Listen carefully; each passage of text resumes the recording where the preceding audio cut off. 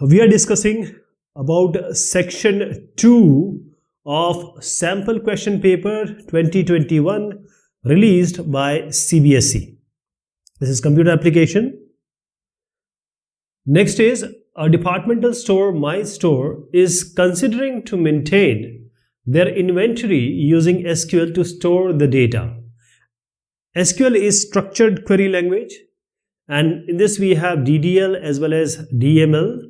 DDL, data definition language, we can create the data, that is the structure of data, and this DML for manipulation. Now we have a database administrator DBA. Abhay has decided that name of the database will be My Store. Name of the table will be store. A database can have multiple tables. The attribute of store are: a table is nothing but a spreadsheet or a rectangle or a square with columns and rows. So it's a table, rows and column. A table is nothing but rows and column. Okay. So these rows and column, in this the column are the attributes. One row is a record. This is all the rows you see here. They are a record, that is, they are common to, they are representing one thing. And these are columns. These are 4 columns having different properties. So the question here is, please prepare, because this type of question are going to come. Identify the attribute best suitable to be declared as a primary key. First of all, attribute is what? And how can attribute be primary key? So primary key means what? Primary key is nothing but a column. Attribute is also a column. Column, primary key, attribute, all are same thing. And primary key is that column that will uniquely identify a record. That is, if you take this S code, if I say, if I take S code as a primary key, you see 21 is there, 21 is there. So this is repeated. So you cannot have a primary key as S code because it's not unique. If I give you one more example, this quantity, if I make this 50 as 150, so now we have two 150. So now quantity I cannot make it as a primary key because this is 150, this is also 150. It cannot uniquely identify a record. Okay, if I query 150, 2 records will come. And here also item name, the name is different, but still we generally take numbers as the primary key, unique numbers. So item number, if you see, there is nothing common. So item number is, if you take 2001, only 1 record will come. If you take 2005, only 1 record will come. 2005 will not give you 2 records or 2 rows of this table. Okay. So this is primary key. Primary key, that is, it can uniquely identify each and every record of a database. So attribute is a column, column is an attribute. That column which we choose for primary key is what we are talking about. Write the degree and cardinality of the table store. Now in a layman understanding, degree, because as I said, table is what? Row and column. So degree is number of column, 1, 2, 3, 4. 4 columns are there. So degree is number of columns, and cardinality means number of rows, 1, 2, 3, 4, 5, 6, 7. So 7 is the cardinality. Number of records are 7. Okay, we don't take the upper one, that is the heading. Please remember, heading we don't take. We just talk about record. Degree is number of column, cardinality is number of rows or number of records in this table. Item number, item name, these are not record, these are just the heading name. Insert the following data into the attribute item number, item name and S code respectively in the given table store. So now this question seems to be straightforward, but there is a glitch because we have 4 columns and the question is asking trick that you have to enter only 3. That is, item number you have to enter, item name you have to enter, S code you have to enter, but what about quantity? The quantity is not given. So now, if you want to enter one row, what do we do? Please see this answer. I'm just writing the first letter. Insert into, we write the table name, and then we say insert into table values, and we give 4 values. This is the normal way of inserting the values in one record, because one record will have 4 content, 4 cells, because 4 columns are there. But this is not they are asking. They are asking 3 records. You have 3 things you have to enter. So we'll write insert into store. Then you have to specify the column name, item number, and then you have to write values. So item number, the value will be 2010. For item name, the value will be notebook. And for S code, the value will be entered will be 25. Okay. So normally we generally just write insert into table name, values, and we in the round bracket we just give the value. Here we don't have to do this. We have to specify the column name and the values. Now I want to remove the table store from the database MyStore. Which command will he use from the following? Okay, for that it's very straightforward. Drop table. So he has a database, as we saw in the question only, MyStore. So assume that there are multiple tables in a database. So he wants to delete this. So we don't delete. There is no delete. Here drop table. Drop table store. Drop table store is the answer. Drop. Okay. There is no delete. Or see, drop database MyStore is not asked. Only table has to be dropped. So drop table store is the answer. Now Abhay wants to display the structure of the table store, that is name of the attribute and their respective data types that he has used in the table. Write the query to display the same. So now the answer is describe store. So the structure of the table store, that is the name of the columns, what are the type of content it will contain. So DESC or describe, both are okay. Either you use describe or you use DESC. So the question is asking the structure of the store. So whole table will not be shown. That is the column attributes, name of the columns basically. These are item number, item name, S code, and quantity will come. And the data type, that is only the column name and the data type of these columns. That is, this first column only contains numbers, so it will be numeric. Second column is having alphanumeric because it has number also and alphabet also. Third and fourth both are numeric. So the column name and the type it can contain will be shown. Ranjan Kumar of class 12 is writing a program to create a CSV file user.csv. So Ranjan Kumar is writing a program to create a CSV file that will be called as user.csv. This CSV is comma separated value. CSV file is comma separated value. So this is how it will be seen. Comma separated. I wrote it, but all the content will be separated by a comma. That is why it is called comma separated value, which will contain username and password for some entries. So username and password will be there. He has written the following code. As a programmer, help him to successfully execute the given task. So he has written, Ranjan has written the program.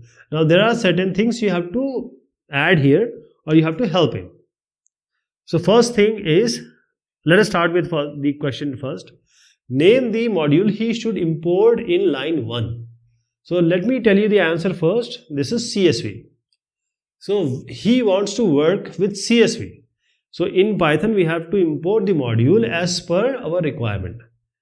If we want to deal with binary, we will add pickle. Okay. So here import, we have to write CSV. CSV in small case, only CSV you have to write, nothing else. Don't write import CSV, only CSV in small case. So this is the line 1, CSV. Then we have the other one. The second part is in which mode Ranjan should open the file to add data into the file. Now he wants to open the file because he wants to add. Please remember, It's add always. Now what will happen? First he is importing, then there is a definition, and this is to write and add data into the CSV file, which is add CSV file function. Username, password will be entered into the file. He wants to open this file. Now if he read mode, if he open it in read mode, he will only be reading it, not writing. If he opens it in write mode, the earlier content will be removed, because this program will be running number of times. So whatever thing we have already entered, it should not be removed, because W will always create a new file. So we will append, we will open it with append. So content is already there, now we are appending. So the next content, next username, password will come after that. Next is fill in the blank in line 3 to read the data from the CSV file. Okay, line 3. So now simple is, this we already seen. Open the file, and now new file writer, and we are writing the row, username and password. So this file will be containing this content, which is called by this function add CSV file.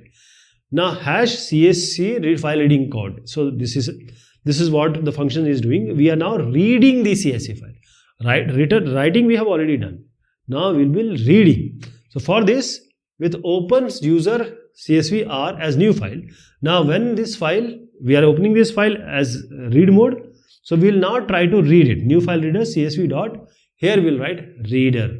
Small case reader. Okay. READER. Now for row in this new file reader. So this new file reader is a handle, and then we will print row and column. Okay. First will be username and second will be password. Now new file dot, this will be the next question. Fill in the blank in line 4 to close the file. So it's simple. This time also we closed it. Whenever we open it, we have to close it. Now here also we opened it. Now we have to close it. So close is a function, and this with a round bracket. So we'll just write close. Right? Now you see these two functions have been written. Write the output he will obtain while executing line 5. First see here, writing we have done. Now reading function also we have done. Now this add function which we just wrote first, it is called thrice. Add CSV, add CSV, add CSV. That is 3 username, password are being inputted by the user. Now finally we have called read CSV file.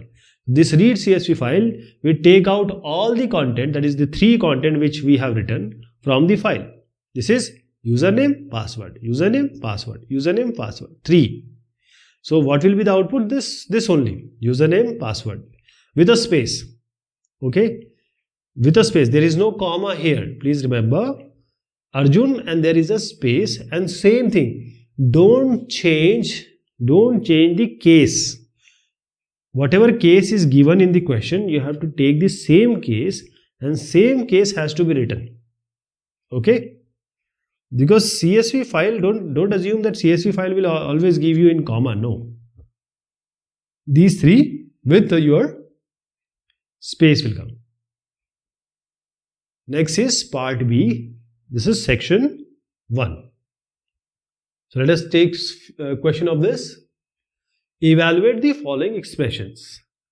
So this evaluation, you need to know the precedence, operator precedence in Python or whatever language for this it has been given. But here we will check for Python. So the answer is 13 and false. You will just know how this will be done. First of all, 6 into 3, that is 6 multiplied by 3. And then you have to add 4, and this is star, that is this is the exponential raised to the power. 4 stars are 2. And this is integer division, 5 minus 8. So the into multiplication and division, they have equal precedence, but it will start from left to right. But exponential always goes from right to left.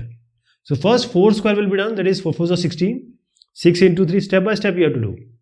Now these two precedence, into and division, are same. Exponential precedence is always right to left. That is, if you have 2 exponential, in this same expression, you have to do the right one first and then left one. For example, you have this 2 into 2 raised to power 3 plus 4 raised to power say 2. So first you have to do 4 raised to 2 and then you will go to 2 raised to 3. Okay. But here everything will be left to right because we have already done the exponential. So 6 into 3 is 18 and now 16 integer division 5 minus 6. One by one step you have to show the examiner. Okay.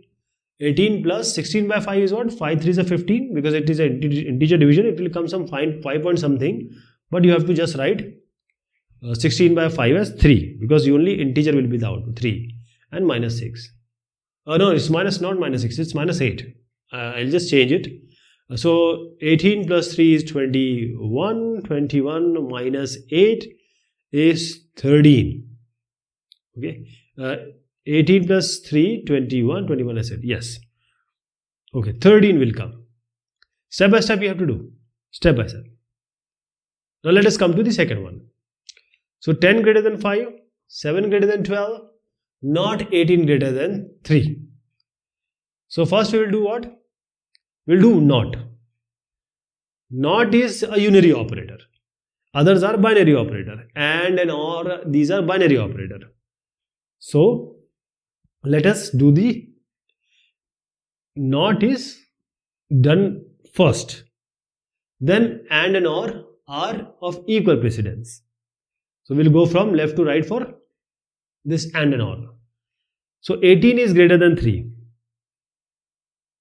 So tell me 18 is greater than 3 or not? 18 is greater than 3. So it will be true. So 10 is greater than 5? It is yes or no? 10 is greater than 5? Yes. 10 is greater than 5, so it will give you true. It will give you true. And 7 is greater than 12? No. False. Or, now 18 is greater than 3? Yes, true. But it has a preceding not. So true not will make it as false. Not means it will invert the true to false, false to true. So now true will become false. Now see from left to right. True and false. Now when we have an AND operator, it will always be false. For example, I'll just show you with 0, 1, 0, 1, right? Because 0 is false and 1 is true. So let me write it as 0, 1, 0, 1 and 0, 0, 1, 1.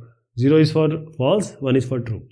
So and 0.0 is 0, 0.1 is 0, 1.0 is 0, 1.1 is 1. So always if both are true, then only AND will give you true. Otherwise it will be false. Or. Now coming to this or. Or is an add operation. So it will give you 1 always until both are zeros. So see 0, 0 means false, false. So if you see here, it's false or false. So it's going to give you false. It's going to give you false.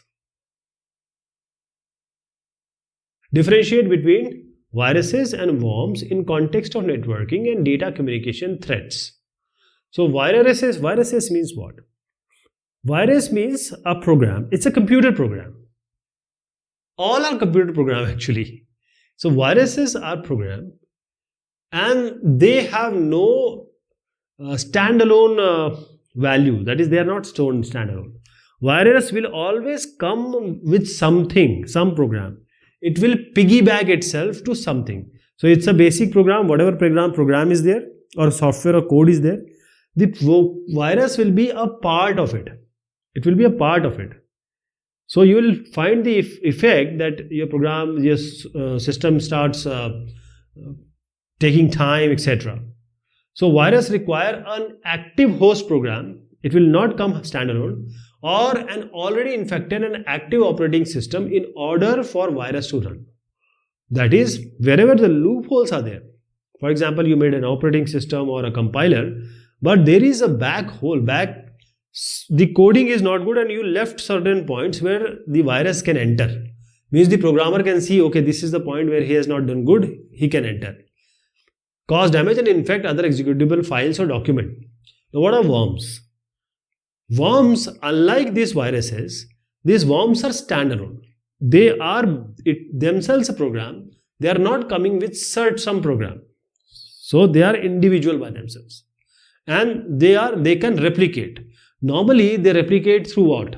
They replicate through network. So if your system are connected in network, it will replicate itself. So worms are standalone malicious program because their work is to harm your computer, to harm your system or harm the network. And they can self-replicate. Virus, they don't self-replicate. Virus just affect, and it affect one time, that is done. If you take virus to some other system, it will affect again. Differentiate between web server and web browser. Write any two popular web browsers. So the difference I'm going to tell you first. What do you do first? You will open your computer, a browser, that is Google Chrome, say. You are opening a Google Chrome. Now you are typing something on the address bar, some www.xyz.com. Now this website will come. You say google.com, Google will come. So have you ever thought how this content is coming? It's not there. It is coming from the web server. The content you see on the web page, that web page, is coming from web server. And the program which is actually getting the data from the web server is web browser. So Mozilla Firefox, Internet Explorer, Google Chrome, Safari, there are multiple web browser, popular web browser. They only work as an application that will read the World Wide Web pages and they will show you. Okay? So whenever you deal with this, say you are doing banking or some e-commerce activity or something. So you are taking the ICICI Bank or any bank, say whatever, that website is placed on the web server. And that is how it may be a very big machine, very powerful machine, because it may be handling multiple clients. For example, Apache, Tomcat, these are the example of web server. So this is how you have a powerful system, because multiple clients are actually working. These multiple web browser are working or expecting things from web server. So a web browser is a software program for accessing information on the World Wide Web. When a user requests a web page from a particular website, the web browser retrieves the necessary content from a web server and then displays the page on the user's device. It can be a smartphone as well. Web server is a computer that runs website. It's a system that runs website. The basic objective of the web server is to store. Say if you write any website, the server is storing, processing and delivering this web page to the user, actually to the web browser. So this intercommunication is done using HTTP. Web browser is just a program. It is not everything. The content has to be somewhere so that you can retrieve it. Okay. So the basic work is the combination. That is what you see is the combination of web server and web browser. So it's storing, processing and delivering also. And as I said, the protocol being used is HTTPS, where basically HTTPS, not HTTP, because secure socket layer is also there. Explain the following terms. Now the full form is in front of you. You just have to write the full form, but expand it. But I'll give you an idea about this. SMTP is Simple Mail Transfer Protocol. So whenever you type a mail, you send it, it will be sent to the mail server. Who sends it? Who does that? SMTP does that. The retrieving of the mail to whomsoever you have sent, who does it? Which protocol? POP, Post Office Protocol. XML is an extensible markup language. Basically, it's for data interchange on the internet. So the HTML tags are fixed, predefined. Extensible markup language has tags which are defined by you. It also has a definition language. It also has various things. You can define your own tags. So basically, data interchange, a default it is on the internet now. LAN is local area network. For example, if you have a building and you are sitting here, your colleagues are sitting here. So these systems are connected using a local area network. That is a LAN we are talking about, local area network. And the distance is just to a building, not more than that. IPR is intellectual property right. IPR. Now the word intellectual is important here. Intellectual means what? It is coming from your mind. So what your mind is producing, what your ideas are there, you may be a painter, you may be a singer, you may be a banker, or you may be anyone who has some artisanship, or you have something you have created by yourself. So now you go to the authorities and you say, this is what I have made and give me the IPR. And they can give you, depending upon what you have done, they can give you copyright, they can give you the patent. If you have done something very scientific, extravaganza, you can get a patent. And if you have some song or music, they can give you a copyright. So this is intellectual property rights. Differentiate between actual parameters and formal parameters. That this question is going to take time. So I think we'll just stretch it to the next discussion. Till then, thank you so much. Take care of yourself.